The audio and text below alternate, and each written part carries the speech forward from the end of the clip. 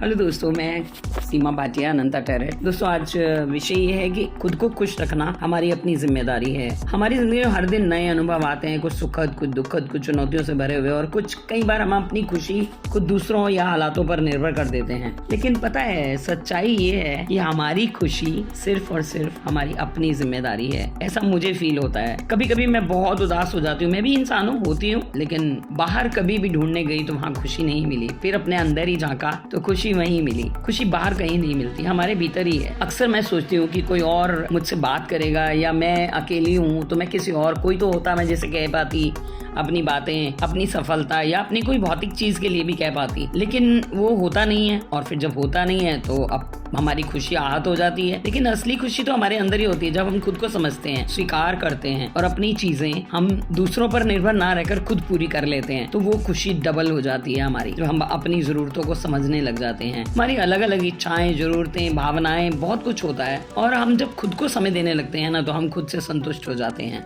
मुझे अच्छा लगता है ऐसे सवाल अपने आप से पूछें कि मुझे क्या अच्छा लगता है, मैं किन चीजों से खुश होती हूँ, मुझे किन चीजों से सुकून मिलता है। पहली प्राथमिकता मेरी खुद की है। सारी उम्र दे दी इस जमाने को, बच्चों को, घर को, परिवार को। कम से कम अब तो मैं खुद को खुश रखूं, अब तो मैं खुश रहूं। और खुद को खुश रखने के लिए जरूरी क्या है? हमें अपने शरीर, मन और आत्मा का ध्यान रखना है, और कुछ नहीं है। सब कुछ यहीं रह जाना है, यहीं पे छोड़ जाना है। जो मिला है उसको एंजॉय करो। ज्यादा ही परेशानी है तो ध्यान और योग करें, मन को शांत रखें, अपनी हॉबीज में समय लगाएं। अगर कोई अच्छी हॉबी है आपकी, जैसे मेरी हॉबी है गाने सुनना, मुझे सॉन्ग सुनना या ट्रैवल करना बहुत अच्छा लगता है। तो जब मैं बहुत परेशान होती हूँ तो मैं निकल लेती हूँ कहीं ना कहीं गाड़ी उठा के, तो मैं चली जाती हूँ घूमने, एक सोलो टूर पे निकल जाती हूँ। और सकारात्मक सोच, हाँ, नकारात्मकता आती है, बहुत बार आती है, क्योंकि दुनिया, समाज के रंग ढंग देखते हैं, या कभी कोई किसी की बात बुरी लग गई, या किसी व्यक्ति से कुछ एक्सपेक्टेशन कर लिया, कुछ ही एक्सपेक्टेशन हो जाती हैं, तो वो पूरी नहीं हुई तो भी हम थोड़े से नकारात्मक सोचने लगते हैं, खुश नहीं रहते हैं। लेकिन हमारे पास जो कुछ भी है प्रभु का दिया हुआ, क्या हम उसके लिए आभार व्यक्त नहीं कर सकते? क्या हम खुद को खुश रहने की अनुमति नहीं दे सकते? अरे खुद को खुश रहने की इजाजत दीजिए। शीशे के सामने खड़े हो जाइए और बोलिए